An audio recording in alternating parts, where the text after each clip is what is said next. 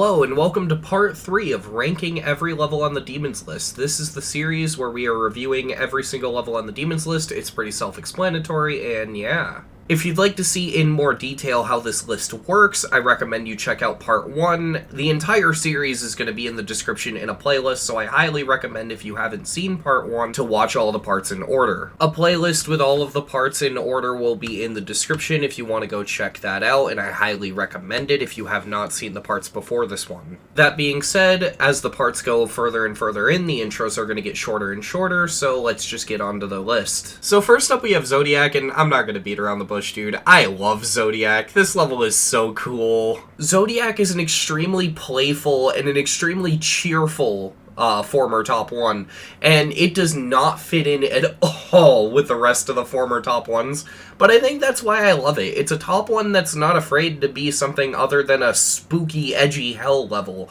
This level has character and personality behind it, and a lot of it really is just a joy to watch. The one word I use to describe Zodiac a lot is playful, and I don't really know how to describe what that means, but it's just a cute level in a way that I don't know how to describe. The level is just oddly charming and wholesome. This level's not all perfect, however, and I think my biggest complaint comes down to the fact that the level just has not aged well. And I don't mean in the, oh my god, I just realized the stand-up comedian I listened to as a kid used to say the N-word kind of way. I mean it more in the, why did I used to wear that sweatshirt that looks ugly on me kind of way. Unfortunately, that's a really good way of describing it. Zodiac is like the ugly sweatshirt of the top 1s. It's just, you look at it and you question why we decorated things like that. For me, though, personally, I'm able to overlook that because there is still a lot of creativity there. There's a lot of cool effects in regards to how the blocks move around, and the gameplay is extremely creative. A lot of people complain about how the parts basically don't match together at all, and I mean, I agree, they don't. It's funny how Samifying's part, the level just suddenly becomes sedulous, but I also don't think that's a point against the level because I don't think the parts needed to fit well with each other. Here's the thing, Zodiac's song is really repetitive. I don't mean that in a bad way, I like the song, but it's just naturally repetitive. It's the same thing the whole way through. And mix that with the length of the level, and if this level looked the same the whole way through, that'd be mundane as hell. So I personally feel that all the parts looking different the whole way through actually helps it more than hurts it. Overall, despite the fact that visually it hasn't really stood the test of time, I still really like Zodiac.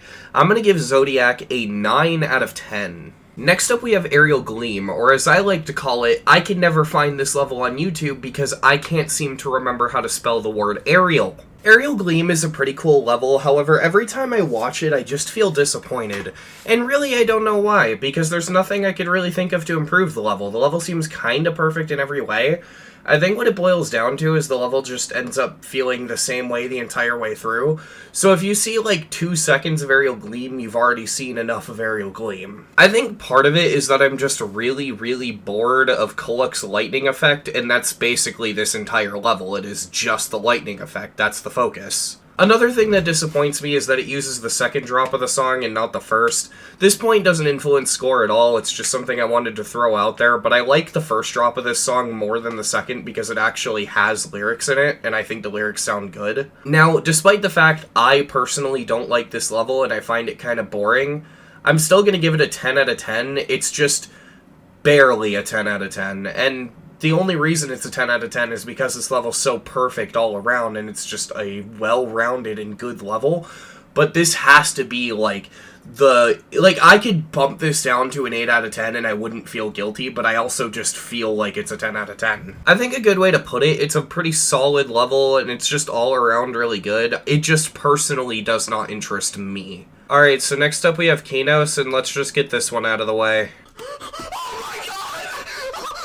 I feel like a lot of people only know Kenos for the Nepesta reaction and don't know about the actual level. And honestly, that doesn't surprise me. So you take Sock Up in Hell, a level that most people say is garbage, even EVW, who's usually extremely optimistic about the levels he plays, says he hates it. You take that level, and you extend it and make it harder. 1 out of 10. Okay, no. We're actually going to review this. That's like a half joke. However, don't be excited. It's going to have a low score. I will give Kenos this. For being nothing more than a buffed and extended Shukketsu Hell, it looks pretty good. I like a lot of the deco in this, and while there are parts where you can't see, which kinda reinforces stuff I said about the Golden in one of my previous videos, it looks decent, and that's something I have to give this level. But I still hate it, and I see no value in it whatsoever. The only thing that good to come from Kenos is Nepesta's reaction. I hate this level with a burning passion because it's literally just... It's one of the most pointless levels on the list. They literally just took a hated level, buffed it, and extended it. That's all this is. It's just harder Shukketsu Hell. What is the point? 3 out of 10. Next up we have Shukketsu, and Shukketsu is a really bizarre level. It has gameplay that kind of reminds me of, like, the Wasureta levels, but the decoration is really bizarre. It's filled to the brim with all this art and text, and it's really hard to describe, but it's certainly an experience to watch. This is the first level in the series so far that has honestly perplexed me more than anything. Like, I have to watch this multiple times and pause to look at the decoration to really grasp what I'm looking at here. I love the little jokes in the text. They really crack me up, like the fake IP addresses and the Discord accounts and all that. That stuff's really funny to me. But yeah, this is a very interesting level. I don't really know what to say about it. It is one of those levels that's extremely hard to review. But I'm gonna give it a 8 out of 10. It's pretty solid. Next up we have Keres, and I really like Keres. It reminds me a lot of TrueEffect, although it's not as good as TrueEffect. The gameplay is good in the exact same way as TrueEffect. It is a blast to watch the gameplay of this level. It's really entertaining. It's just overall an interesting level to watch people complete. The downside is in the decoration. Don't get me wrong, the decoration is great. It's just more in a similar vein to Zodiac. It hasn't aged the best, but despite that, I still think it looks really, really good and still holds up pretty well. It's definitely held up a lot better than Zodiac, which is saying a lot. I think Keres is also going to get a 10 out of 10. Man, the levels have been amazing this episode. I hope the quality stays like this. Next up, we have Renevant, and oh my God, I do not like this level. We're gonna start off with what's probably my more controversial take about this level, and then we'll mention the other stuff, because I only really have one controversial take about this level, and that take is I don't like the song. Yeah, I mentioned something similar in my top 10 worst rated levels video and got a small amount of pushback for it, so I'm gonna mention and reinforce that this is my opinion and that it's fine if you disagree with me. Now, the reason I don't like this song, and the reason I don't like a lot of the Living Tombstone's discography, is because at some point the Living Tombstone started to abuse this sound with the voice. It's like a robotic filter. It's kind of hard to describe, but it makes the song annoying as hell to me. I hate when the Living Tombstone does this to his vocals. So yeah, no, I'm just not a fan of this song, and it's fine if you disagree with this. That's my more controversial take. Let's get into the stuff that's easier to stomach. The gameplay to the level is fine. I don't necessarily see an issue with it, but my biggest problem with this level comes down to the decoration.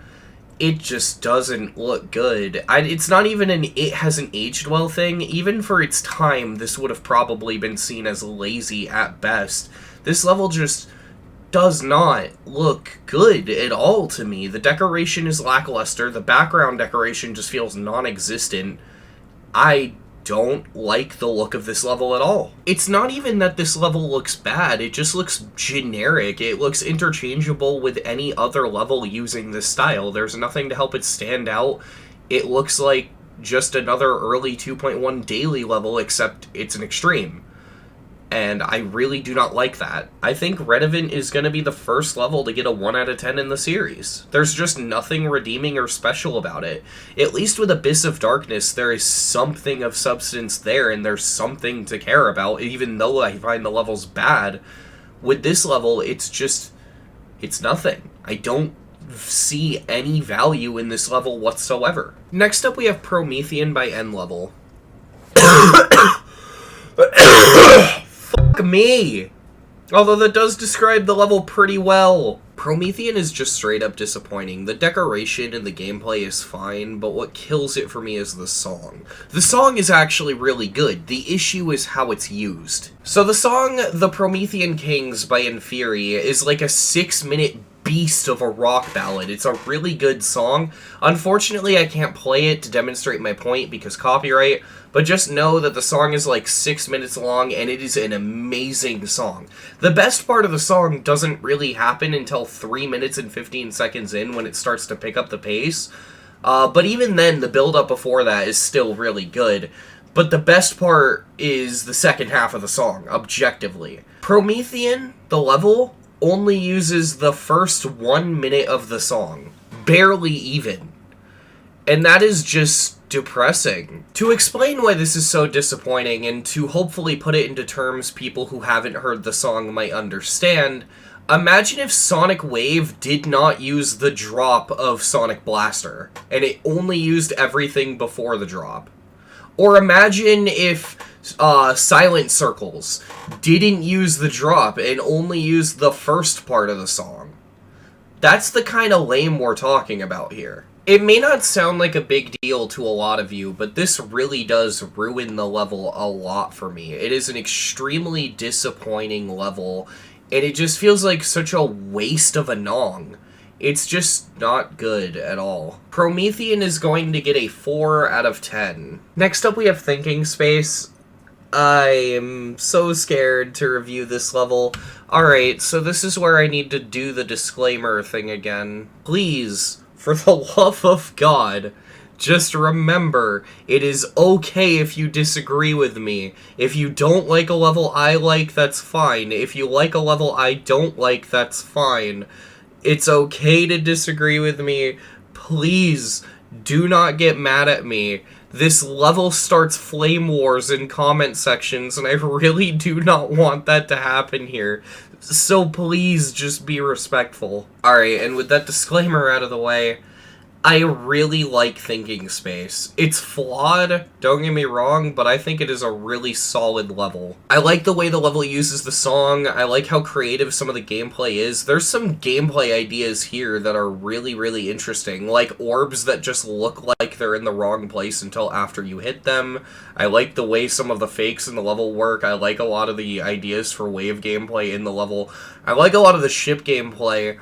I don't know, I like watching completions of this level, I like the way this level flows. It's really fun to watch, and it's just a joy to see people complete. However, we do have to address the elephant in the room, and that elephant is the decoration. I feel the decoration is one of the main reasons this level gets flack, and for every reason. To the people who defend it by saying, oh, this level looked good for its time.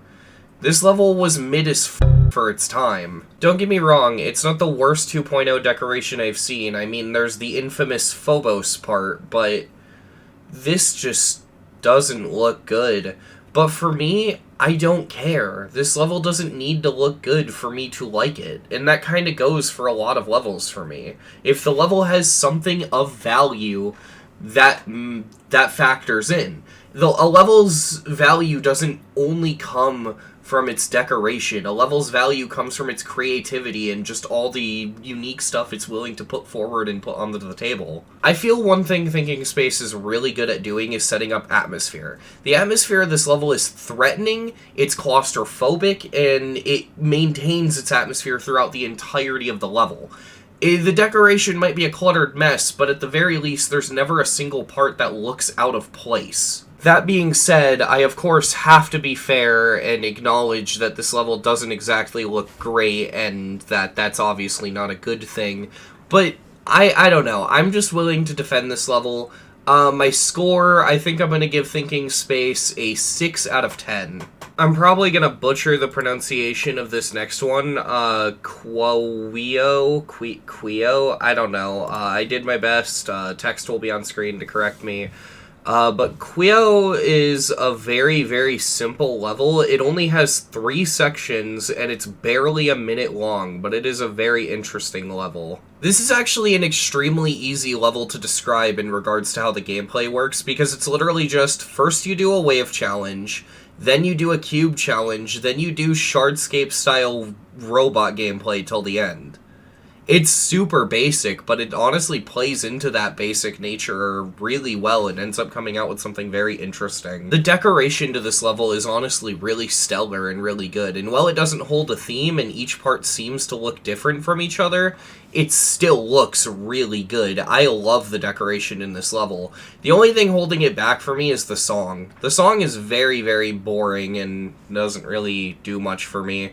Not a bad song, just not a song I'm very interested in. Overall, I'm giving...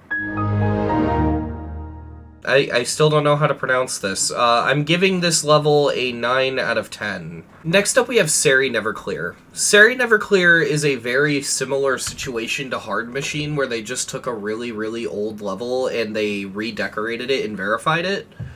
I think this one is actually better, though. Dare I say that this is actually really f***ing good. Now, don't get me wrong, this is very obviously a joke level. Like, the level was clearly redecorated as a joke, and it was clearly verified as a joke, with text in the level like, "How are you clear my map?" It is clearly a meme because SARY is a meme. With that being said, the original SARY Never Clear is such a bare-bones, boring, and simplistic level, it's not even funny. The original SARY Never Clear, for lack of a better way of putting it, it sucks. It's a terrible level. And so for the decoration to come out this polished and this good, it's something to be impressed by in and of itself. Not to mention, the level's just very polished in a way that's very hard to pull off. And, unlike most joke levels of this nature, this one's actually really funny. Now, I don't need to focus much on it or say much about it because I think you already get it. The gameplay sucks, we all know this. I'm just going to factor this in my review, but I don't really need to dwell on it that much. You get it. It's basically just a really long challenge level. And with that being said, I'm giving SARY Never Clear an 8 out of 10. And with that, we have finished part 3. Now, this episode was a lot more simple because nothing was placed above or below and all that stuff. But I feel like my takes in this episode are a little bit more controversial than the past few takes. It started off really solid, and it was pretty solid the whole way through, but there were some difficult levels to review in here, I'm not gonna lie. Now, I want to reiterate, as this is part 3, the rest of the series will be in a playlist that I will have linked in the description. I highly recommend you go and check out the rest of the series. I hope you enjoyed, and if you did, please like, subscribe, all the usual interaction reminder stuff. I make videos like this pretty often, and I also post a lot of completion video stuff, so yeah, feel free to subscribe and stuff, and I hope you enjoyed the video. Thank you for watching.